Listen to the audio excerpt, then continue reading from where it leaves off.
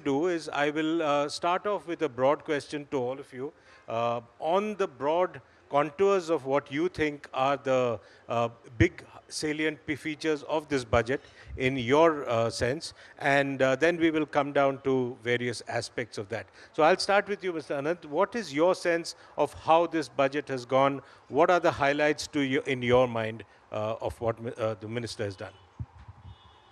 Uh, you know, when is this on? Yeah.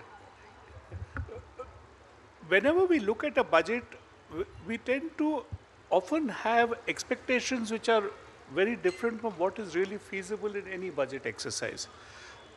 If you look at the budget and you look at the details of it, you'll find that in effect the degrees of freedom available to any finance minister to actually make changes is very small, because a large part of expenditure is in any case pre-committed.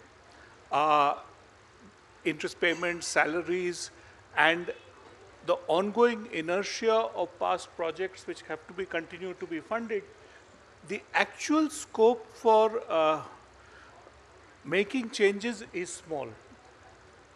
Keeping that in mind, the fact that this was an election year, budget for all practical purposes, the government has done a remarkable job in not giving in to a variety of temptations which could have been there. The fiscal deficit target has been kept in check, and along the lines of what had been laid out after the COVID crisis hit us, and therefore government has not, so to speak, broken the bank there. They have retained the push on infrastructure which had been started also during the, in fact, even before COVID, the push toward building infrastructure has been there. They have maintained that because, in a sense, that is the likely returns for that will come over a much longer period. So, given all of this, this budget is actually probably one of the most progressive budgets we've seen in a very long time, because the expectation which a lot of us had, or the fear which a lot of us had, is the election, this year itself is a mini general election with 9 states coming to That's right. elections in the course of the year, with and the full election coming next year, that there'll be a temptation to put some of the long-term effects on the side and go for certain short-term gains. That has not been done. So that would be my bottom line from this budget. So clearly the big takeaway is that the minister, the government has chosen not to be populist overtly in this budget. Shoma, what is your sense of what would be the key takeaway? What if you were to talk about one or two key points, what would that be? Yeah, thank you. See, in terms of, I will just put down 4 bullet points which actually sums up the budget in terms of numbers. First is, if you look into the capital expenditure as a percentage of GDP, that is now at 17-year high. If you look into revenue deficit as a percentage of fiscal deficit, that is now at a 14-year low. As you know, that fiscal deficit could have a revenue deficit, capital expenditure component. It is now at 14-year low. If you look into the subsidy component, during the pandemic, it had touched 3.6%. We have now brought it down to 1.3%. And petroleum subsidy today is the lowest since FY 2004. It's actually a 19-year low. And a large part of that incremental money actually is going to build up the PLI scheme, which is 1% of GDP. And finally, the most important thing, which in economic parlance we call is a tax buoyancy. That means tax buoyancy, if you look into the history from 1970 onwards, till date, 2020 till 2023, the tax buoyancy was at record high of 1.5. India was the only country which had witnessed an increase in tax revenue during the pandemic. And this year, the tax revenue buoyancy numbers are actually pegged conservatively at 1. So overall, the budget actually has a clear orientation of moving towards an era of increased capital expenditure, creation of more assets, and trying to move away from the over-reliance of revenue expenditure and subsidy payments. So I think that is the grasp. The question to ask then is, as Shoma said, that it's clearly a big push, and continuingly so over the last couple of years, on capital expenditure, government capital expenditure. Now, the question some sections may be asking is that, is there enough absorptive capacity in the economy in terms of whether this 10 lakh crore can be actually implemented in time? Well, actually, that was exactly the point I was going to raise, because we just heard a minister whose ministry has been absolutely fabulous in absorbing funds allocated. But I'm not too sure. I mean, I think the efficiency of absorption has improved across ministries, but that remains a question. You can allocate a lot of funds, Yes. but both at the central and the state level, and particularly with the state level, with the myriad sort of uncertainties that states face, absorption might be an issue. So that is something one can't just turn a blind eye to. And railway and roads is not really a representative That's sector right. for that matter. And I think roads has been conflated with infrastructure so much that India's infrastructure story has really been a road story. So I just hope with the allocations and the push that the government is providing towards, reviving investments in infrastructure and bringing about a revival in what we sort of call the capex cycle, when the private sector is unlikely to participate too much because of the uncertainties related to the global slowdown and so forth. I just hope that the absorption capacity improves. One encouraging sign is the fact that I think after sitting on their haunches for a period, the states have actually started spending over the last 4 or 5 months on investment projects.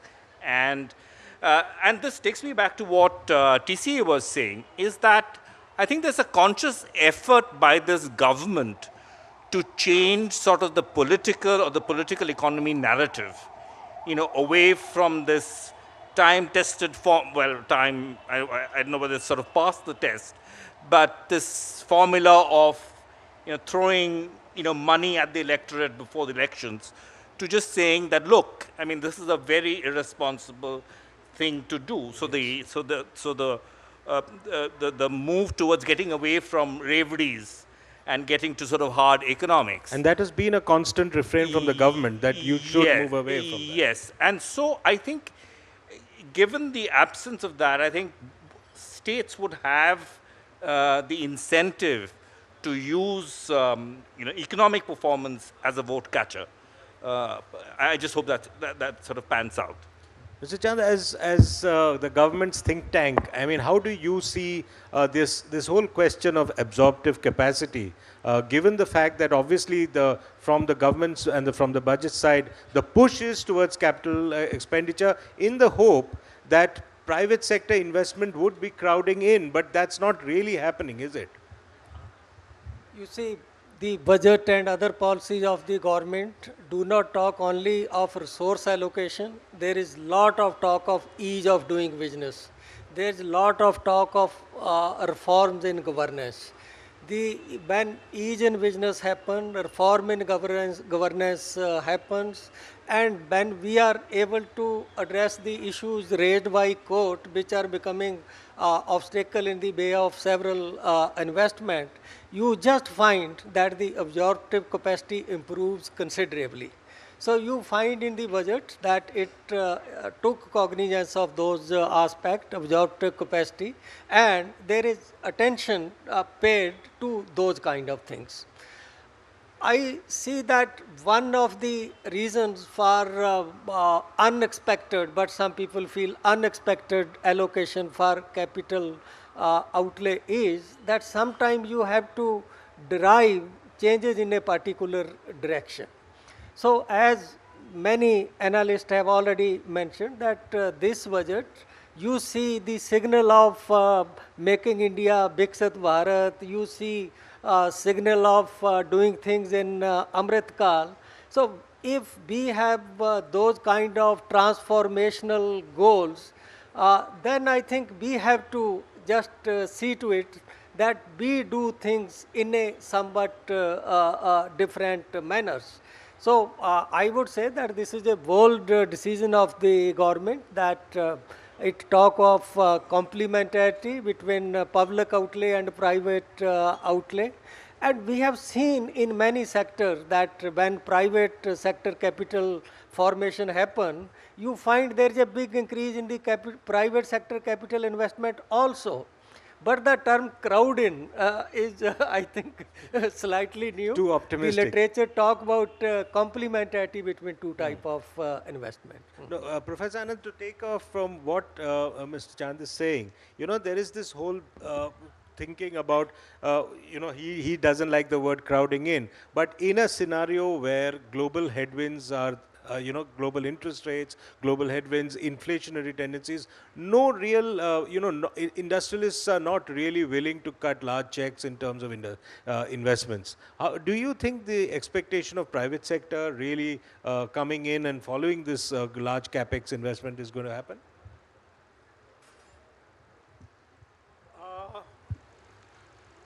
There are two types of effects which the infrastructure will have. Private sector investment, and particularly large ticket investment, is not so easy to predict. There are a number of elements which come into play. One of them is how do they perceive their own market and demand? What is the extent of overhang they have from the past? What is their own capacity to invest in terms of their own obligations and debt and all of those? So the large private sector, there are many issues which will need to be resolved. There are some signals that some of them have started thinking of big ticket projects. Some of them are facing capacity constraints, so they will probably start taking up investments. But there is also another level at which investment and activity picks up. One of the things which has happened is the improvement in infrastructure, both road and rail, creates a lot of complementary activity in the small and now these in terms of cumulative effect, we don't really capture it very well in the data, and sometimes the figures are shown up with a lag. My sense is the effect will be much more in this segment because improved connectivity does increase economic activity, and a lot of small scale economic activity is likely to see a revival. The COVID shutdown had seen many of these people in trouble, but as the economy picks up, it's probably this area which you will see a lot of growth in. Shoma, let's talk a little bit about growth, the growth figures which have been recently put out, both by the IMF as well as by the government itself. Now, 6.5% baseline, what the economic survey talks about. Do you think that is possible in FY24, and why do you feel that way? Thank you. I think, see, 6.5% growth rate, I think this year the forecasts are actually widely varying. Some forecasts are below 6%, some are more than 6%, and as per the economic survey projections, the number is between 6 to 6.8%. So if I take the midpoint, it's around 6.4 to 6.5. See, the reason why I'm a little optimistic about growth this time, and there could be a positive surprise. Difficult to say the exact numbers, but my sense is that next year there is a lot of factors which could be actually growth accretive. For example, I think the commodity price cycle has already, is going to turn better, is already turning better. Crude oil prices is going to turn better as the economy is, as the US economy is poised for a soft landing instead of a hard landing. And the third important thing is that Indian exports, I'll give you one data. Last year, exports, and this basically is the most important point. Exports and goods and services last year was around 670 billion, 420 billion exports and 250 services. This year, till November, the goods and services exports are growing at 16% per year. So by that logic, it should be close to 800 billion this year. So the talks about an exports actually dragging down growth has been talked about, but as of now the data doesn't portend. And if you actually look into Indian export basket, you will see that a large part of Indian exports are now becoming business cycle agnostic. That means they are not moving in sync with what if the US economy is doing badly, they may not do badly. They may in fact do better. So that's the advantage of having a diversification. So having said all these things, and finally the important point is that In terms of the credit growth, we are saying we can discuss it if you have time. I think a large part of the credit growth is now being contributed by the MSE sector, the SME sector. Basically, 10% of the overall credit growth is contributed by the MSME sector. So I think these are some of the factors which may be working under Do you the think carpet. this MSME credit growth, do you think it is essentially because of the kind of focused effort which has happened? Focused efforts the government has given in terms of the credit link guarantee scheme. The government has recently launched an initiative of the Uddam portal, which has been till date a resounding success, and that wants to bring all the MSME under one platform, so that all the data is with the banks, and the banks, then everybody can give them the loan at fingertips. So I think these are some of the things the government has been doing very, strongly. My sense is that if these factors play out, I think we registered 28.5 crores unorganized workers on the e-Shrom portal within a span of 4 to 5 months. So that is the rate if we are looking into. I think these are positive things. Hopefully, that could be growth accretive in the next fiscal year. So what's your best sense of the figure? I think it could be, 6.2, difficult to put a number, but I'll not be surprised if it's closer to the median rate than what we are expecting as of today. Obik, your sense of where the growth figure might lie? I think it's all very uncertain because although there are signs that the US could have a soft landing and China is going to sort of roar again, there are risks as well. And it is possible, given the persistence of inflation and this, game of chicken that the markets are playing with central banks, that the central banks, in order to kind of reassert their dominance and win this game of chicken, could sort of actually overdo the interest rate hike bit. So who knows? I mean, a lot of today's projections are premised on the Fed stopping at 5% or less. If it goes up to 5.5%, what happens? So I think it is a world, we are looking, 2023 is going to be a very sort of, there are uncertain times ahead, and we should be prepared for it. And the best way to do it, as indeed the Chief Economic Advisor has done, is to provide scenarios and a band rather than trying to put a point forecast. And I think what is important is that how is it being used? So if you look at the budget assumptions, I think it is very conservative. So if you look at the nominal GDP growth, which is really important for the budget, it's at 10.5%. Yeah.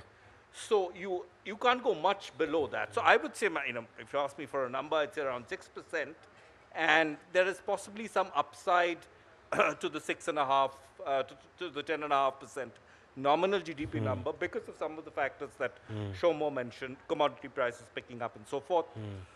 But I think the global economy still looks kind of uncertain. Mr. Chanda, your sense, because this whole nominal growth projection of 10.5, is it realistic, you think? The budget mentioned that after 1920, the capital outlay last 3 years has increased by 33% every year. So if capital outlay is increasing at that rate, there is always a lag effect that Yes.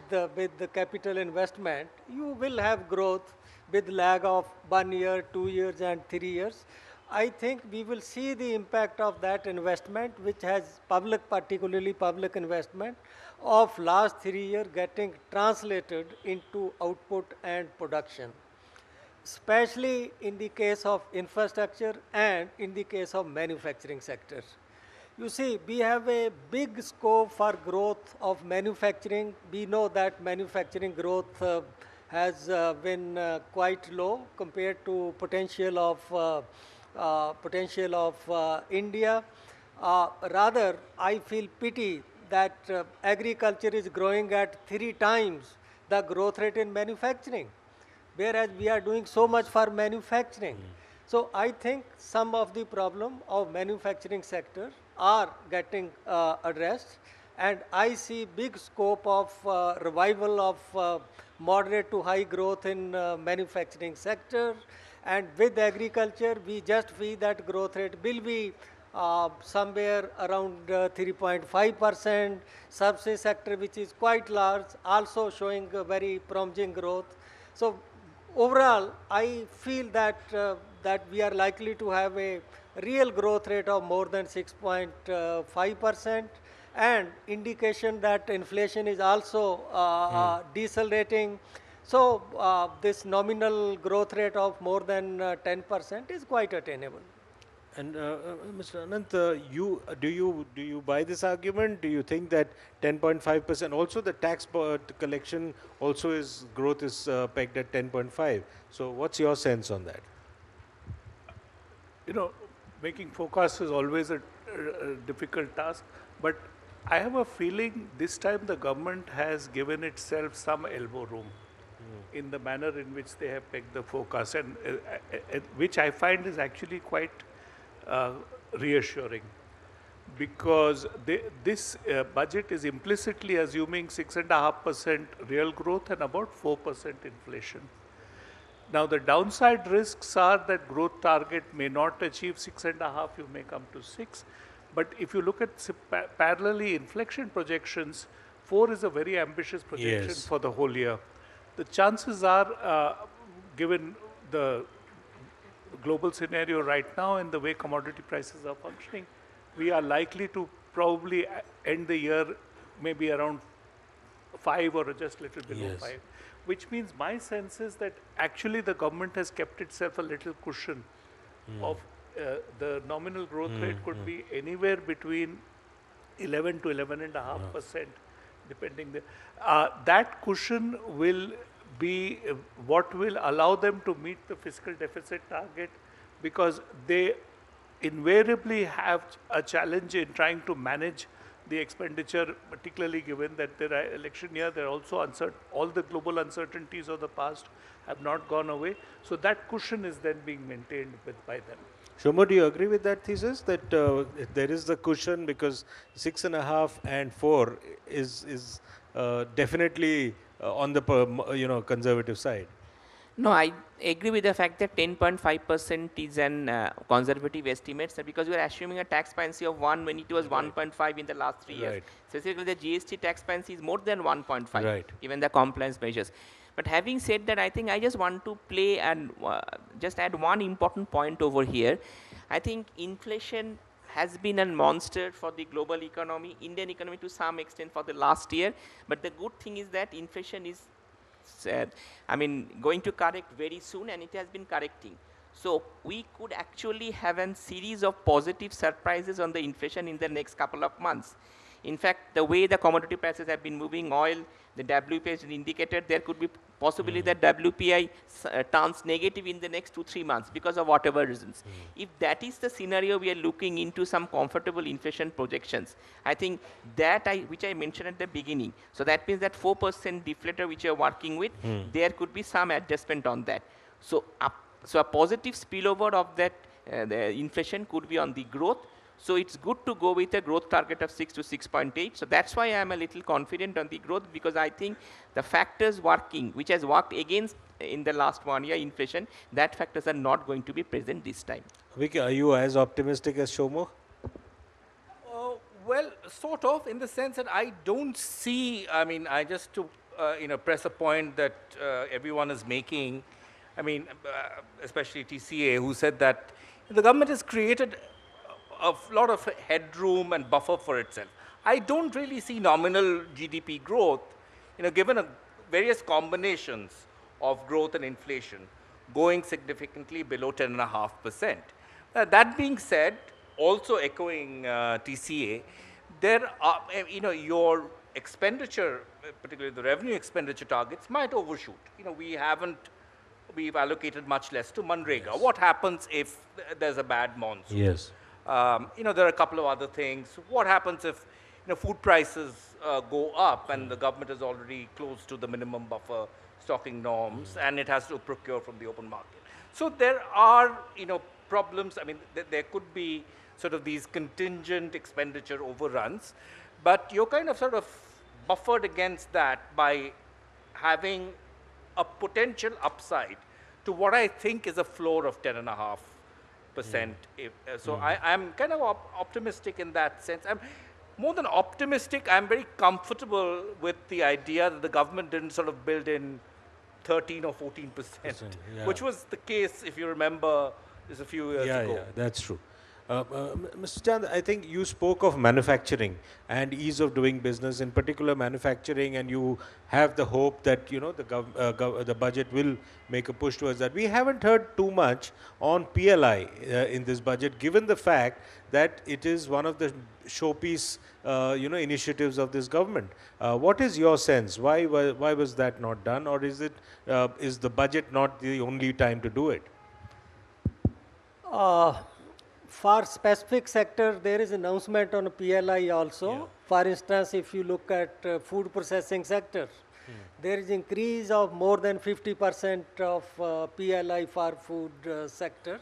So I think PLI is now looked at more in terms of targeted approach, that where we can get best result from giving production linked incentive. So that is, but I would say that PLI is not the only instrument or incentive to boost or attain particular level of growth. So what you're Just if you agree, I think we should expand the scope of discussion on this budget, which is related to growth. That growth is one aspect, but this government is giving lot of emphasis inclusive growth, and also to sustainability aspects, because we have commitments. It's not that we will keep polluting our environment, we will keep damaging our natural resources. So those are the other aspects also. So I think if government allocate resources, some of which is for sustainability and inclusiveness, maybe growth rate can be pushed much faster and much easier. But for the balanced development of the country, the approach of this government has been the growth which is inclusive and the growth which is sustainable. So those two dimensions of growth we should not forget. Points well taken, absolutely. Mr. Anand, the fiscal deficit glide path, she has again reiterated this year, the Finance Minister has. What is your sense of the fiscal deficit glide path, and whether that is indeed achievable as the Minister has promised? I think I already implied that that is, assuming that there is no new external shocks, which given the history of the last 2 years is itself a fairly big assumption to make. I think that glide path is achievable simply because the government has in fact built itself a fair amount of cushion, both in the projections which it is making for inflation, and secondly, their revenue collection, as Soumy had been pointing out, has been extremely buoyant. And there is a chance that buoyancy is increasing because there is something else which is happening, and this is the consequence of policies which have been taken over the last 5 years. There's been a much greater shift towards formalization. If you think in terms of the sectors which are now paying tax thanks to the way GST is being applied. So my sense is the fiscal targets are achievable, at least at the central level. At the central level, achievable. Now, Soumy, let's come to the tax slabs. Now, that is one of the biggest discussion points and takeaways of this budget. How do you see that, the old versus new, that whole debate which is now currently playing? See, before I start this debate, on a lighter note, being a taxpayer, I mean, everybody would want to enjoy a period of concessions. So that's fair. And in a country where savings is encouraged through incentives, so that has been the motto. But let me point out some of the advantages of a new tax regime. I think it's a work in transition.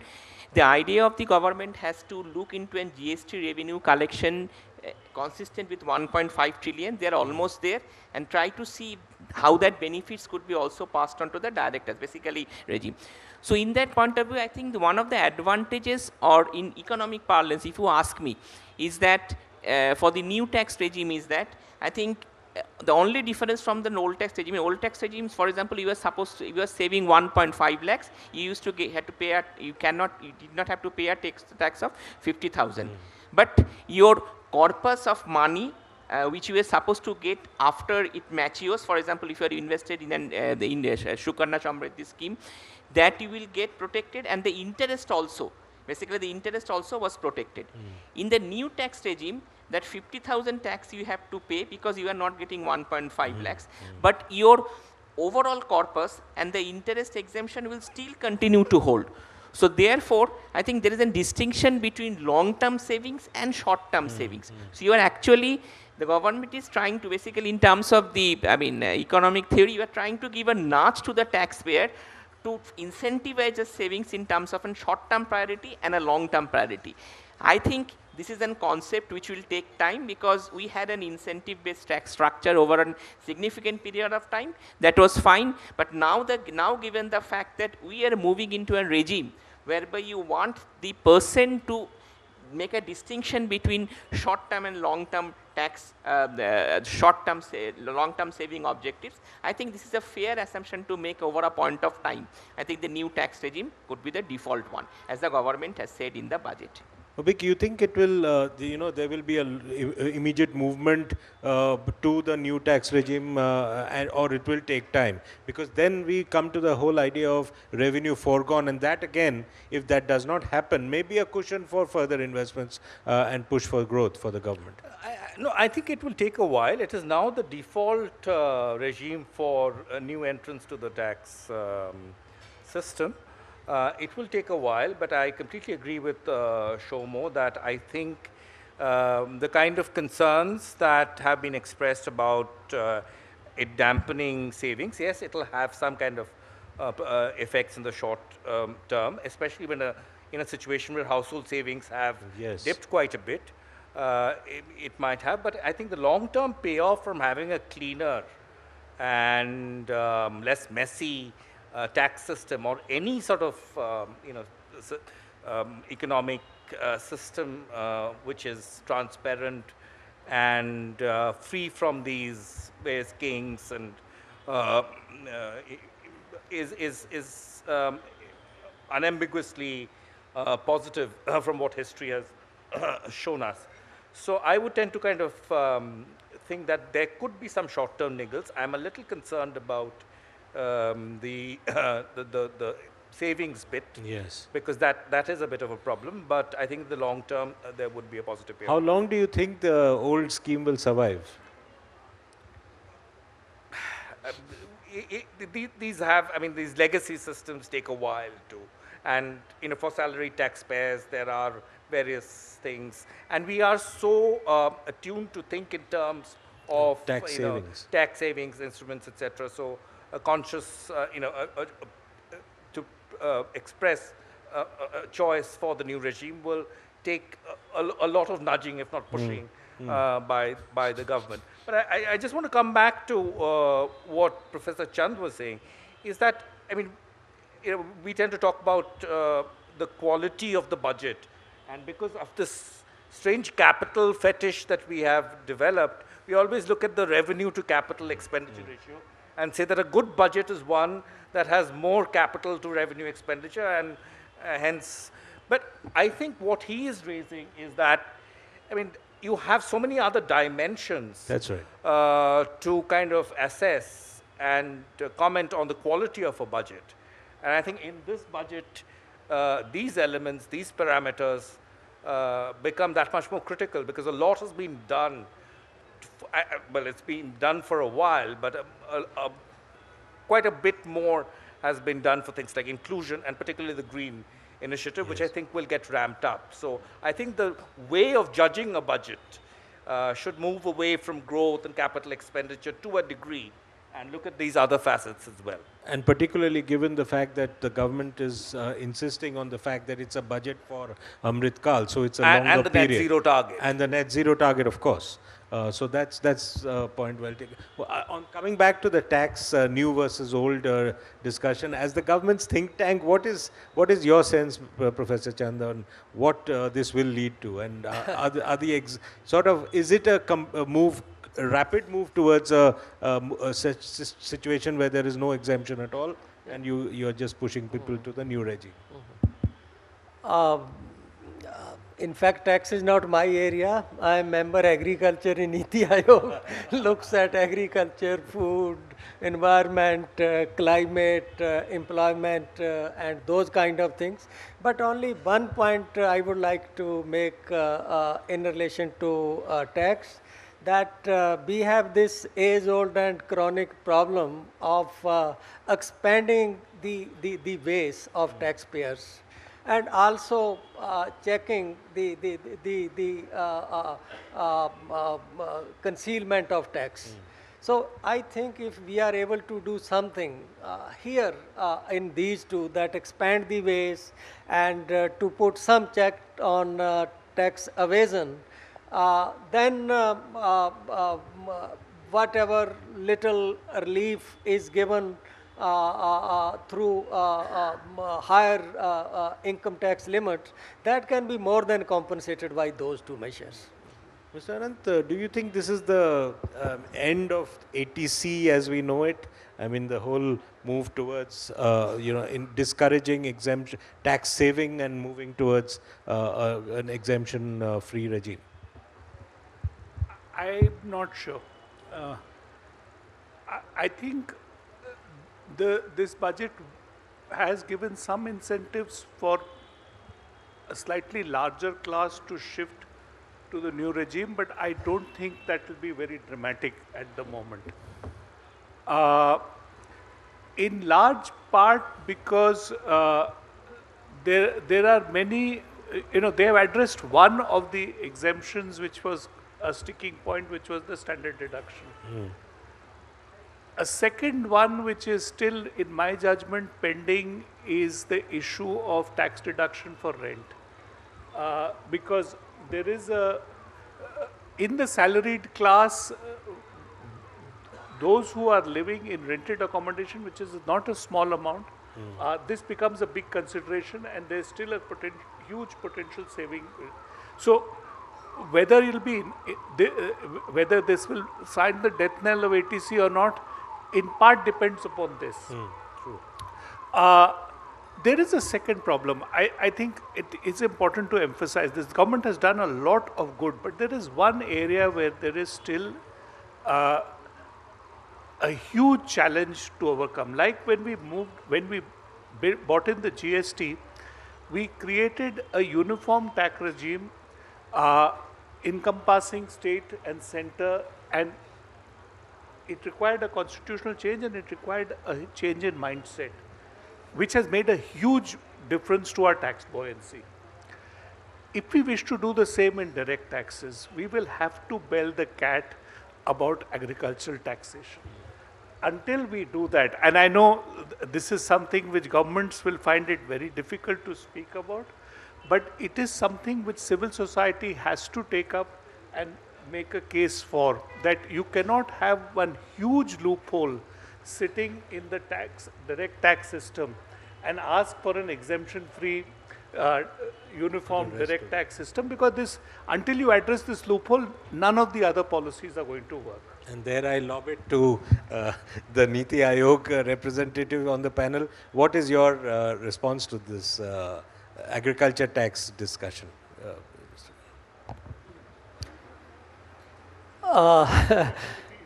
One very good defense is that to tax agriculture comes under is a state subject.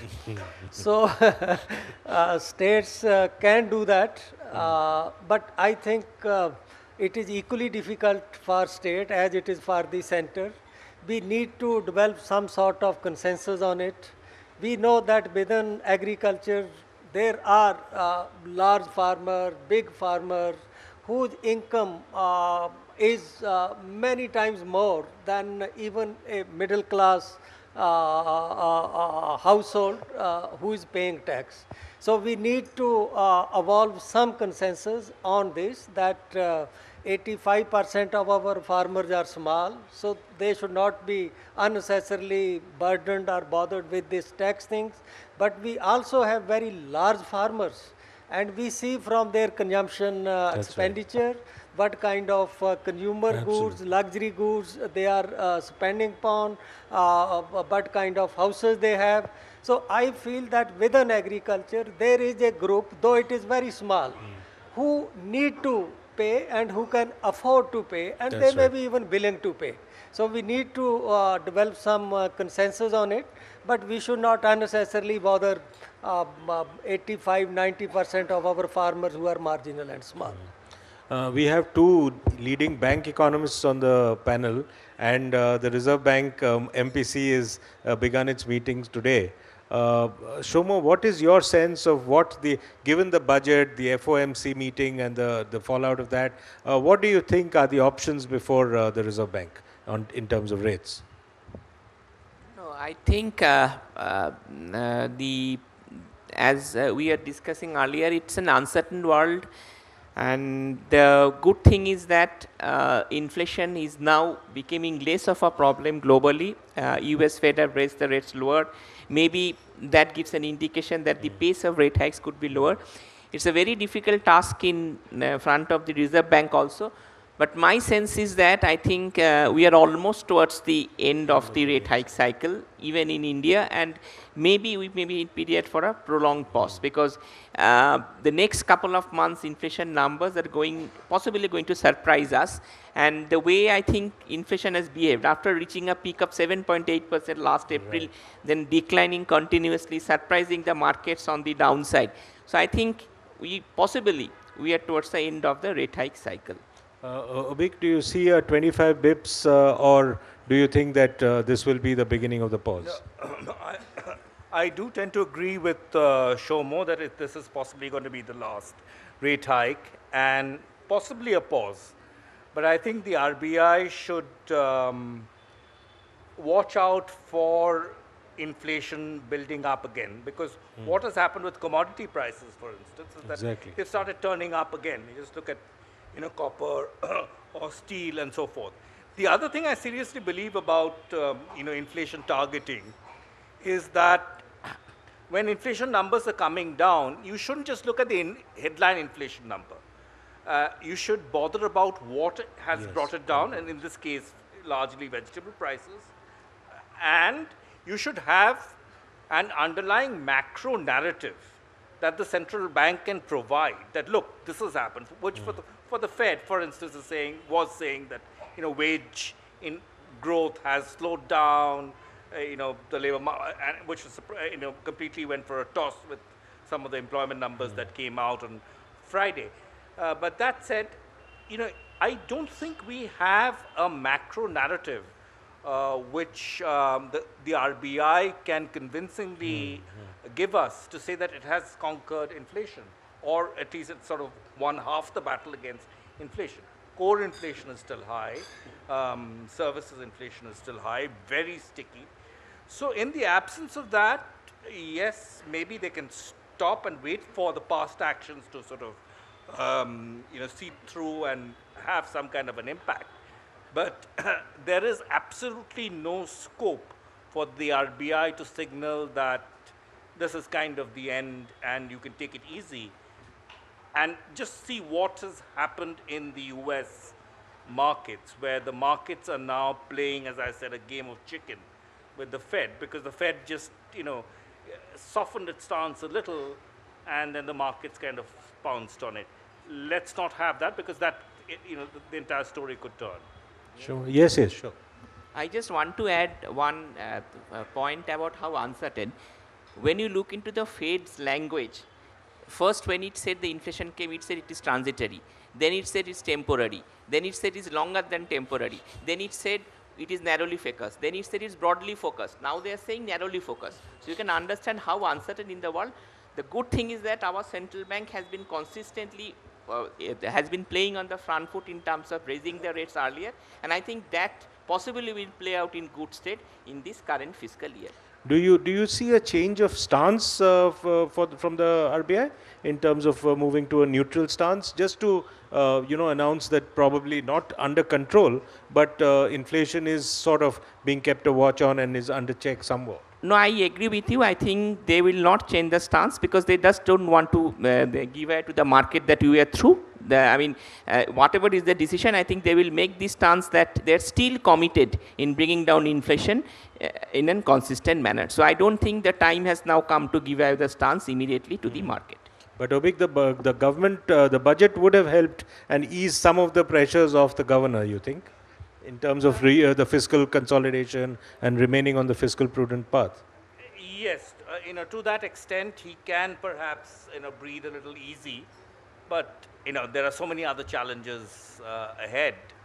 It's not just earlier, it used to be the sort of the fiscal dominance, which was a problem for monetary policy. That has reduced, but there are so many other, problems and risks on the horizon that the RBI has to watch out for.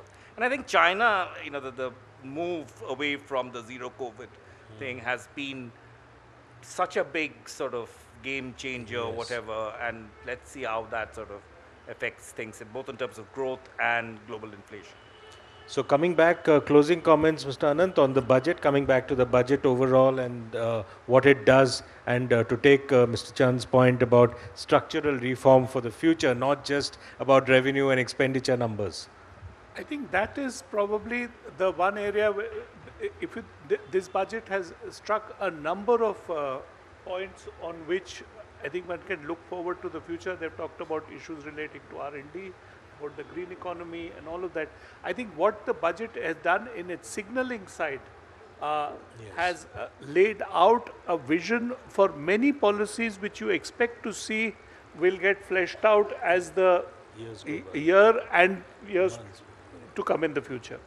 So on that note, thank you very much, gentlemen, for an absolutely engaging and interesting session. Thank you. Thank you. Thank you so much, all of you. All right, let's take a short break for lunch. I'd also like to thank our sponsors, presenting sponsor, Cool Stylish Fans, co-presented by Jaguar Bath and Lights and Macho Hint, banking partner Bandhan Bank, co-powered by SEAT, and associate sponsor Max Life.